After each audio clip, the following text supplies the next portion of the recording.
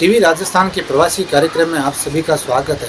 दोस्तों, व्यक्ति और उसकी सफलता दोनों एक साथ नहीं रह सकती, क्योंकि व्यक्ति अगर कड़ी मेहनत करेगा और आगे बढ़ेगा तो उसको सफलता मिलेगी, और अगर उस मेहनत और सफलता के बीच का जो अंतर होता है वो होता है संघर्ष। और संघर्ष करके और ईमानदारी से अगर आगे बढ़ने में अगर व्यक्ति कोशिश करेगा तो निश्चित तौर पर उसे सफलता मिलेगी।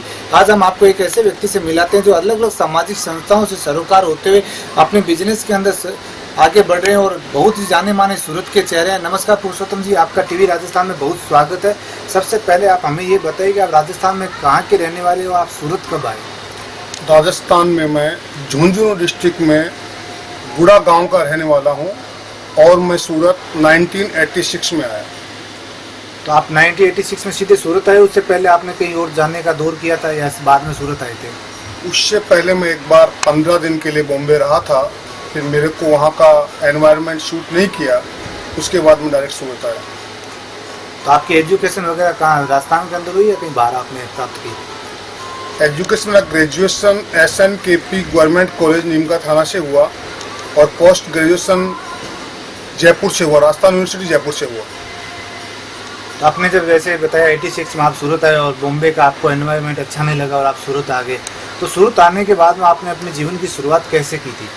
पहले मैंने यहाँ आने के बाद रूम सेक्टर में ट्रेनिंग ली, उसके बाद मैंने थोड़ा बिजनेस लाइन में काम सीखा, उसके बाद मैंने मिल लाइन में भी काम थोड़ा सा शुरुआत में सीखा, उसके बाद मैंने अपना मैन्युफैक्चरिंग का काम शुरू किया, जो गुडलक मार्केट शुरुआत करके अभी मैं फिलहाल हरिओम मार्केट में मेरा सर्टिंग मैन्युफैक्चरिंग का काम है। तो आपने जैसे बताया अलग अलग सेक्टर में आपने अलग अलग अनुभव प्राप्त किए, तो जो आपने शुरुआती दौर में सर्विस पे अनुभव प्राप्त किए थे या कोई और तरह से अनुभव प्राप्त किया था? सर्विस के रूप में ही मैंने अनुभव प्राप्त किए सब। 2 साल मैंने ट्रेनिंग ली सर्विस के रूप में। लेकिन आपने जैसे बताया बॉम्बे का एनवायरनमेंट आपको अच्छा नहीं लगा, आप सूरत आके सर्विस के रूप में आपने अपने जीवन की शुरुआत की, तो इसका एनवायरनमेंट में आपको क्या कोई दिक्कतें शुरुआती दौर में, जैसे भाषा की है या कोई रिश्तेदार नातेदार नहीं हुई यहाँ पे, उससे शुरुआती दौर में काफ़ी दिक्कतें जो होती है जनरली, वो आपको कई दिक्कतों का सामना करना पड़ा यहाँ पे? सबसे मेन समस्या रहने की आई यहाँ पे, उसके अलावा तो कोई समस्या नहीं आई। रहने की थोड़ी समस्या रही, तो वो जो भी परिचित थे उनकी जो आड़त की गद्दी थी उनमें रह के एक बार समय अपना पास किया 6 महीने तक। तो आपने जैसे शुरुआत बेसिक सर्विस से की थी और आज आप बिजनेसमैन के रूप में आप जाने जाते हैं, तो वो दौर और ये दौर, 2 दौर के बीच में आपने जैसे कैसे इतना बड़ा अचीवमेंट हासिल किया? क्योंकि जनरली ये होता है सर्विस के बाद में जब आप बिजनेस के अंदर आते हैं तो आपको काफ़ी संघर्ष या काफ़ी स्ट्रगल करना पड़ता है, तो वो दौर में और इस दौर में आप क्या अंतर महसूस कर रहे हैं? काफ़ी लगन और मेहनत, इसमें एक लगन और एक मेहनत, वो दोनों मैंने पूरी तरीके से मतलब उनको निभाया। जो भी काम किया पूरी लगन से और पूरी मेहनत से किया, धीरे धीरे फिर अचीवमेंट मिलता गया।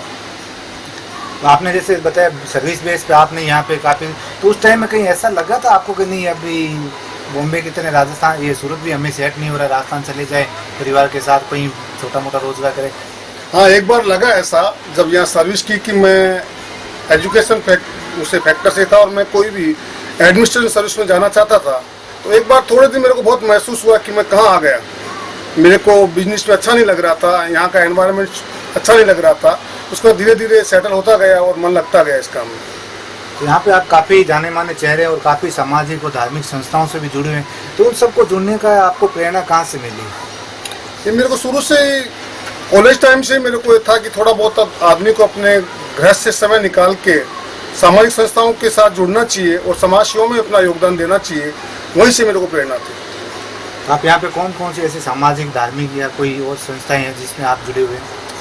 एक तो यहाँ federation of textile traders association बनी हुई है, फोस्टा के नाम से जो है, जो 150 मार्केटों का मैनेजमेंट देखती है, उसमें मैं संगठन मंत्री हूँ फिलहाल। और एक जो अग्रवाल, हमारे जो भी अग्रवाल भाई हैं उनका अग्रवाल समाज विकास ट्रस्ट बना हुआ है, वहाँ मैं सह कोषाध्यक्ष पद के ऊपर कार्यरत हूँ। इसके अलावा धार्मिक संस्था है श्री श्याम भक्त मित्र मंडल, उसमें मैं सेक्रेटरी पोस्ट के ऊपर हूँ, उससे भी मैं जुड़ा हुआ हूँ काफ़ी समय से।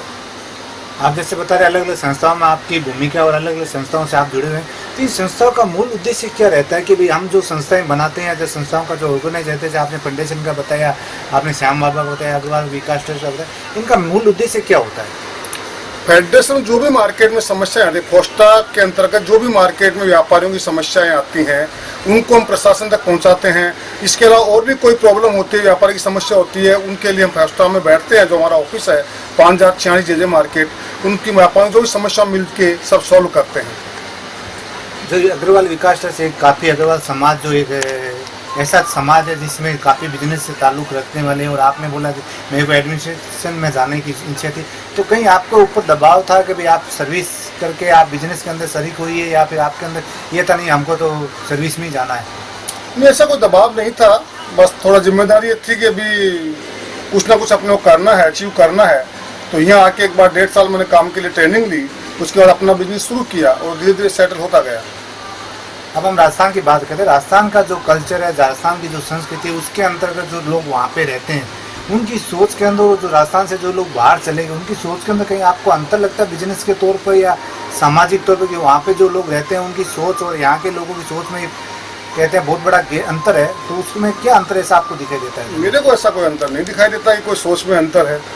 सोच तो एक ही है, हम लोग वहाँ की मिट्टी से बड़े हुए हैं, हमारी सोच वही है जो उन लोगों की है। सोच में हमारे कोई फर्क मेरे को नहीं लगता है। यहाँ हमको उसके लिए इंफ्रास्ट्रक्चर मिल गया, इसके लिए हम यहाँ सेटल होते गए।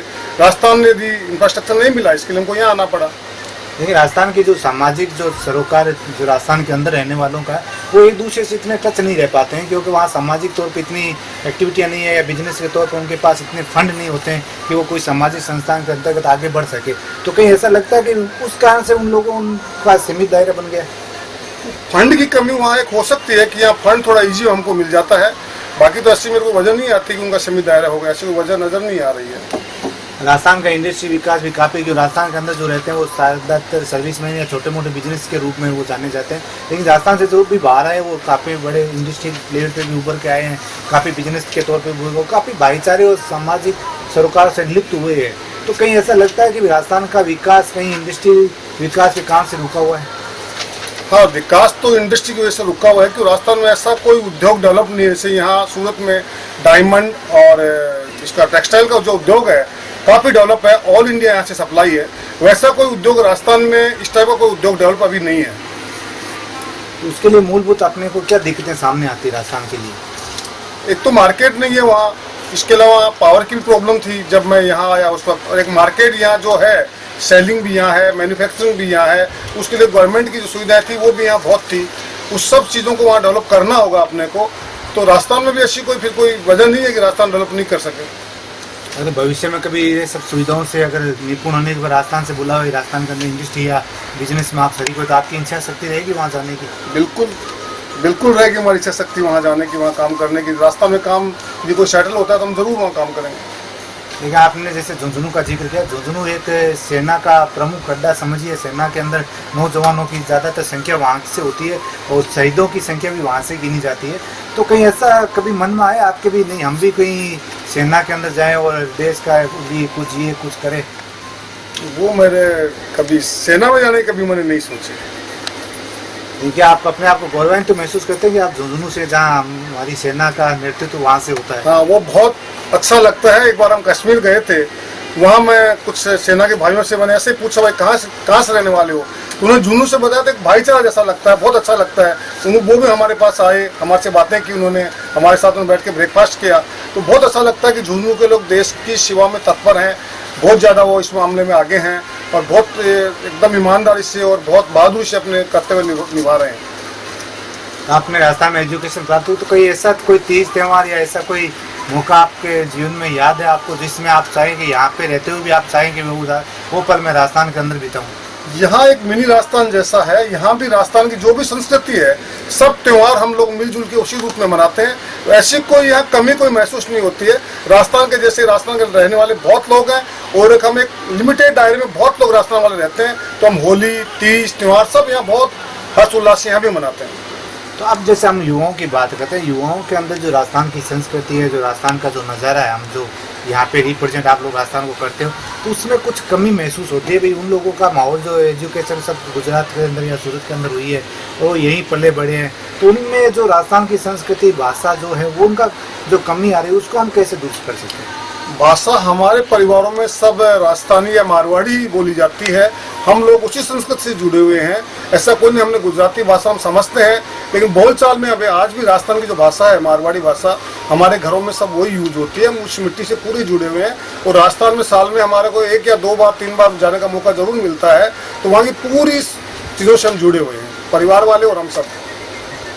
तो आप युवाओं को ऐसा क्या मैसेज देना चाहेंगे, क्योंकि काफ़ी लोग होते हैं जो शायद मेहनत नहीं करके आगे बढ़ने की कोशिश करते हैं, तो आपने जैसे काफ़ी मेहनत की और आज आप अचीवमेंट हासिल की, तो जो मेहनत नहीं करके आगे बढ़ने की कोशिश, उनको क्या संदेश देना चाहेंगे आज युवाओं को आप?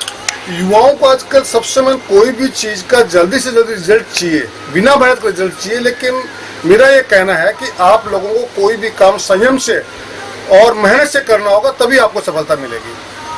जल्दबाजी में नुकसान होने की संभावना ज्यादा रहती है और सेटल होने की संभावना कम रहती है।